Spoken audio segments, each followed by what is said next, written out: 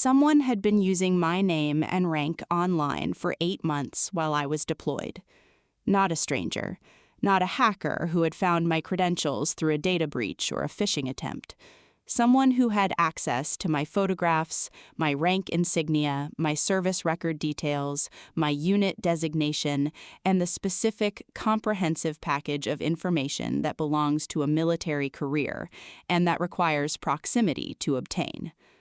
Someone who knew exactly what my career looked like because they had watched it from the inside for 9 years. My husband. I found out on a Thursday afternoon, 6 weeks after I returned from an 8-month deployment, through a message sent to my official military email from a woman I had never met. The message was 3 paragraphs long. It began, "I know this is probably the wrong address, but I didn't know where else to go." I read it once, then I read it again. Then I closed my laptop and I sat at my desk for a long time. Then I opened it again and I read it a 3rd time because I needed to be certain I had understood it correctly. I had understood it correctly. Her name was Angela. She lived in a city 3 states away. She was 43 years old, and she had, 8 months earlier, connected online with a profile that presented itself as belonging to a United States Army captain named Claire Hartley. My name, my rank, my photograph in my dress uniform, my unit designation, and a biography that was drawn directly from the details of my actual service record. The profile had been active for 8 months. During those 8 months, my name and rank and photograph had been used to build relationships with multiple women online. Angela was one of several, she believed, though she had only been able to identify herself and 2 others with certainty. The profile had told these women that Captain Claire Hartley was deployed overseas, working on a classified mission, unable to access her personal accounts. It had built what Angela described as close friendships, in some cases romantic connections, over weeks and months of regular communication. And it had, at various points in these relationships, requested money for emergencies that arose in the field, for equipment that military bureaucracy would not provide, for the specific, well-documented category of financial need that romance scammers use, because it works, because people who have developed genuine emotional connections over months of communication are willing to help someone they believe is serving their country in difficulty. Angela had sent money, twice, before she had become suspicious enough to start asking questions that the profile couldn't answer convincingly.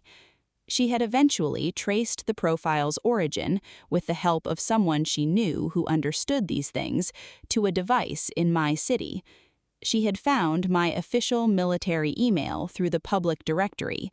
She had written me the message that I read 3 times on a Thursday afternoon, 6 weeks after I came home. I want to tell you what I felt when I understood what I was reading, because I think honesty requires it. The first thing I felt was not anger. Anger came later, and it came fully and completely, and I will not pretend it did not. But the first thing was something colder and more disorienting, the specific feeling of someone who has had their identity used in ways they did not consent to, and who is trying to understand in real time the full scope of what that means. My name, on profiles I had not created, in relationships I had not chosen to enter, in financial transactions I had not authorized. My photograph in my dress uniform, a photograph I had taken at a formal ceremony that I had in a frame in our bedroom wall, being used to make people believe they were communicating with me, with a version of me who was asking them for money. I thought about the women who had received messages from my name, who had believed for months that they were building a relationship with a United States Army officer, who had sent money because they trusted the uniform and the credentials and the story. I thought about my career, about what it means in the military to have your credentials used for fraud, about the legal weight of what had been done under my name. And then I thought about Marcus. My son, 7 years old, who had asked me the previous week if Daddy was in trouble because Daddy had seemed worried lately. Children hear things. I called my JAG officer before I called anyone else. Captain Webb had become, over the preceding months, familiar with my family's situation in ways that I had not anticipated when I first called him from the tarmac. He answered on the second ring. I told him what Angela's message contained. I told him calmly, in order, the way I had learned to tell difficult things. He was quiet for a longer moment than usual. Then he said, "Send me the message. Don't confront Ryan yet. Don't touch anything on any shared devices. Come and see me tomorrow morning." I said, "I know the protocol." He said, "I know you do. I'm telling you anyway because this is your husband, and protocols are harder when it's personal." He was right about that. I said, "Is this what I think it is?" He said, "Stolen Valor Act, impersonating a military officer, wire fraud if money was solicited using the credentials, potentially more depending on what we find." He said, "Claire, this is federal." I said, "I know." He said, "Come at 8." I did not confront Ryan that evening. I want to be precise about how that felt, because it was the hardest thing I had done in a series of hard things over the preceding months. I came home from my office to the house where Ryan was making dinner, and Marcus was doing homework at the kitchen table, and Lily was on the floor with a puzzle, and I walked into that ordinary domestic scene carrying what I was carrying, and I was completely ordinary in return. I asked about Marcus's homework. I helped Lily with the puzzle. I ate dinner. I watched Ryan across the table, and I thought about 8 months of my name and my face and my rank being used in ways I had not known about, and I breathed steadily, and I said normal things, and I went to bed. I did not sleep. At 0200 I got up, and I went to the kitchen and I made coffee, and I thought about the women who had received messages from my name.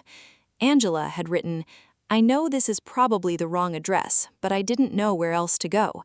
She had not known where else to go because the person she had thought she had been talking to was me, because my photograph and my rank and my name had created a version of me that she had trusted and that had used that trust to take money from her. I thought about that for a long time. At 0300, I went back to bed. At 0800, I was in Marcus Webb's office. Webb had spent the night building the picture. He had a remarkable ability to move quickly when the situation required it, and the situation required it. He laid it out in the specific, efficient manner of someone who has organized complex information into its clearest form. The profile had been active since 3 weeks after my deployment began. It had used photographs taken from my personal devices that Ryan had access to. It had used information from my service record, information that Ryan, as my next of kin and emergency contact, had received copies of over the years. It had used my unit designation, my rank, my physical description, details of past deployments, the comprehensive package of someone who had been living alongside my career for 9 years and had absorbed its details. The solicitations had been specific and practiced. The same emergency scenarios rotated across different relationships to avoid repetition. The money had been received through accounts that Webb's civilian law enforcement contacts were already tracing. Angela was not the only one who had sent money. There were, by the count available at that point, 4 confirmed victims. The total amount solicited was significant. Webb said, "The Uniform Code of Military Justice has provisions for this, so does federal civilian law. The use of your rank and credentials in the commission of fraud is a federal offense, regardless of whether the perpetrator is a service member." I said, "What happens next?" He said, "That depends on you. You can initiate the report through military channels, civilian law enforcement, or both simultaneously. Given the federal elements, I would recommend both." I said, "Both." He said, "There's one more thing." He slid a folder across the desk. He said, "The device the profile originated from. We have preliminary identification." I said, "I know what's in that folder." He said, "I know you do." I opened it anyway. Because some things you need to see documented before you act on them, because the record matters, because 12 years of training had taught me that knowledge and documentation are not the same thing, and that documentation is what holds. Ryan's name, our home address, the device registered in his name. I closed the folder. I said, "File the report." The conversation with Ryan happened that evening. I had asked Webb to give me the evening, not to wait longer, not to delay the process, but to have the conversation myself before the formal process served him with anything.